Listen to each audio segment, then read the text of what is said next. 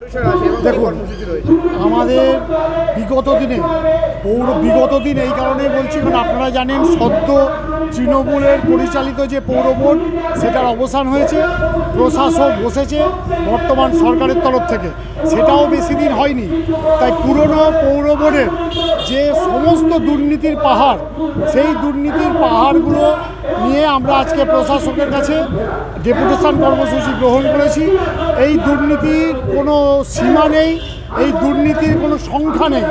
আপনারা প্রত্যেকেই জানেন, মানে গোটা বহরমপুর শহর জুড়ে এই পৌরসভাকে কাজে লাগিয়ে বর্তমান পৌরসভা একটা দুর্নীতির আখড়া তৈরি করে দিয়েছিল। তাতে তারা যা ইচ্ছা তাই করেছে। মানুষের করের টাকাকে তারা নিজের টাকা মনে করত। বহরমপুরের স্বাধীনচেতা নাগরিক তারা পৌর কর প্রদান করে তারা পরিষেবা পাওয়ার জন্য, কিন্তু সেই করের টাকায় আপনারা দেখেছেন নেতাদের বিলাসবহুল জীবনযাপন এবং বহরমপুর শহরের নাগরিকের প্রতি প্রতারণা। আমরা যদি সামান্য গঙ্গাদের পাশ দিয়ে যাই তাহলে আমরা দেখব গঙ্গা তো শুধু বহরমপুরবাসীর কাছে একটা নদী নয়, গঙ্গা বহরমপুরবাসীর কাছে একটা আবেগ, বহরমপুরবাসীর কাছে একটা সংস্কৃতি। সেই গঙ্গা আপনি ঠিকমতো দেখতে পাবেন না। গঙ্গা যে আদৌটা দিয়ে আছে যদি আপনাকে কেউ বলে না দেয় তাহলে আপনি থার হয়ে দিয়ে যাওয়ার সময় জানতেই পারবেন না যে পাশ দিয়ে মা গঙ্গা বয়ে গেছে। সেই গঙ্গায় অবৈধ নির্মাণ। আপনি আজকে ভাগাড়ে যান, ভাগাড়ে প্রতিনিয়ত সপ্তাহে 2-3 বার আগুন জ্বলে ওঠে এবং ওখান থেকে এত বাজে গ্যাস নির্বাহ হয়, সেই গ্যাসে প্রায়শই ওই এলাকার যা নাগরিকবৃন্দ, পৌর নাগরিকবৃন্দ অসুস্থ হয়ে হসপিটালে ভর্তি হয়। মানে খামখেয়ালি পড়া কাজ করেছে তৃণমূল সরকার। সমস্ত শহর জুড়ে যত পরিষেবা কেন্দ্র ছিল সেইগুলো পৌরসভার কর্মীদের বলা ভুল, পৌরসভায় আশ্রিত দুষ্কৃতীদের আখড়া ছিল। সেখানে তাদের মদ গাঁজার ঠেক ছিল, সেখান থেকে পরিষেবা দেওয়া হতো না, সেখান থেকে আনন্দ উপভোগ করা হতো মানুষের করের টাকায়। আপনি একটু বৃষ্টি হলে বহরমপুর শহরে হাঁটার উপায় থাকে না, জলমগ্ন বহরমপুর শহর হয়ে যায়। মানে অবাক হয়ে যাবেন, সামান্য বৃষ্টিতে আপনি বাড়ি থেকে বেরোতে পারবেন না, সারা রাস্তা জল। অর্থাৎ ড্রেনেজ ব্যবস্থা একদম ভেঙে পড়েছে, চৌচির হয়ে গেছে ড্রেনেজ ব্যবস্থা। মানুষের মানে কি বলবো, কষ্টের কোনো শেষ নাই। তাই আমরা আজকে প্রচুর দাবি আছে আমাদের, আপনাদের কাছে আমরা সমস্ত দাবিগুলো আমরা জেরক্স কপি আপনাদেরকে দিয়ে দিচ্ছি, তাহলে আপনারা দেখতে পাবেন। আজকে আমরা মানুষের স্বার্থে পৌরসভায় এসেছি, পৌরসভায় ডেপুটেশন দিতে। কোনো রাজনৈতিক প্রতিহিংসাবশত আমরা আসিনি।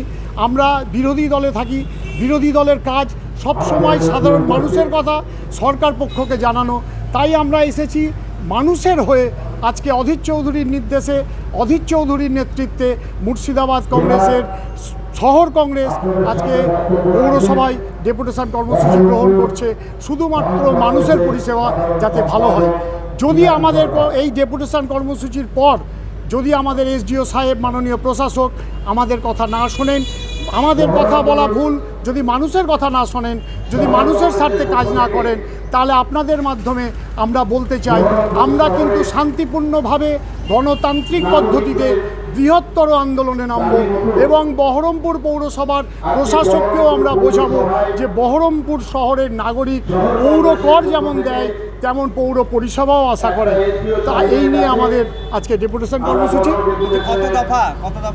প্রচুর দফা রয়েছে, আপনাদেরকে আমরা একটু পরেই জেরক্স কপি দিয়ে দিচ্ছি, প্রত্যেক মিডিয়া পার্সনকে আমরা কপি দিয়ে দেবো, আপনারা দেখতে পাবেন। প্রচুর দফা এবং প্রত্যেকটাই কিন্তু মানুষের স্বার্থে।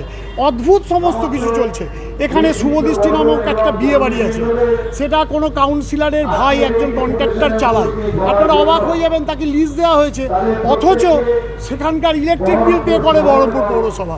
এক অদ্ভুত জায়গায় আমরা বাস করছি। আপনি যদি কোনো কিছু ঠিকা নেন বা টেন্ডার নেন তাহলে তো তার রেসপন্সিবিলিটি আপনার। আপনি সেখান থেকে প্রফিট আশা করছেন, প্রফিট নিচ্ছেন, অথচ তার একটা ভাগ খরচ পার মান্থ পৌরসভা বেয়ার করছে। এটা অদ্ভুত জায়গা।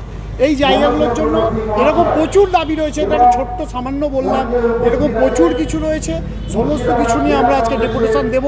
আপনি দেখবেন আরেকটা জিনিস, এই আমাদের ডবল ইঞ্জিনের সরকার এসছেন, মাননীয় শুভেন্দু অধিকারী মুখ্যমন্ত্রী মহাশয়, উনি বলেছেন প্রত্যেকটা দপ্তরের যারা আধিকারিক আছে তারা স্বাধীনভাবে কাজ করবে।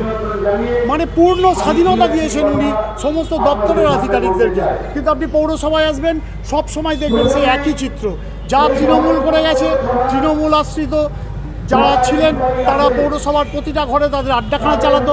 এখন আপনি পৌরসভায় এসে দেখবেন বিজেপি আশ্রিত, মানে এরা যে আদৌ প্রকৃত বিজেপি কিনা আমি জানি না, আমার মনে হয় এরা সব 4 তারিখের পর বিজেপি হয়েছে, তারা এসে পৌরসভার প্রতিটা ঘরে বসে থাকে। অতএব আগে ছিল এটা তৃণমূলের আখড়া, এখন হয়ে গেছে এটা 4 তারিখের পরে যারা বিজেপি হয়েছে তাদের আখড়া। একই ফর্মুলায় চলছে। পৌরসভার পিছনে দেখবেন একটা বিল্ডিং আছে, যে বিল্ডিংটা এতদিন আমরা দেখেছি তৃণমূলের আমলে কিছু দুষ্কৃতীদের আখড়া ছিল, সেখানে মদ থেকে শুরু করে সমস্ত কিছু চলতো। তারপর সেটা এখন হয়ে গেছে 4 তারিখের পর যারা সদ্য বিজেপি হয়েছে তাদের আখড়া, সেখানে তাদের আড্ডা চলে। যদি আমার মনে হয় মিথ্যে কথা বলছি, আপনারা সন্ধ্যার পর আসবেন, এসে দেখবেন। কেন এই বিল্ডিংটা আমরা এটাও আজকে বলবো, আমরা পৌর যিনি আছেন এখন তাকে আমরা পৌর আধিকারিককে বলবো যেন অতি সত্বর এই বিল্ডিংটা ওনারা নেন, নিয়ে প্রচুর কাজ রয়েছে, ওটাকে স্টোর রুম হিসাবে ব্যবহার করতে পারে, ওখানে কোনো সাব অফিস হিসাবে ব্যবহার করতে পারে। কিন্তু অ্যাকচুয়ালি যে প্রথা তৃণমূল চালিয়ে এসছে সেই প্রথাই যেন বিজেপি না চালায়, তার জন্য আমরা পৌর আধিকারিককে আজকে বলবো। এরকম প্রচুর দফা আরও রয়েছে, সব বলা সম্ভব নয়, আপনাদেরকে আমরা জেরক্স কপি দিয়ে দেবো, আপনারা দেখবেন। প্রচুর দফা মানুষের স্বার্থে, কোনো রাজনৈতিক প্রতিহিংসাবশত নয়। আমরা বিরোধী দলে বিলং করি, তাই বিরোধী দলের কাজ যেটা সেটাই আজকে আমরা করতে এসেছি মাননীয় অধীর রঞ্জন চৌধুরীর নির্দেশে।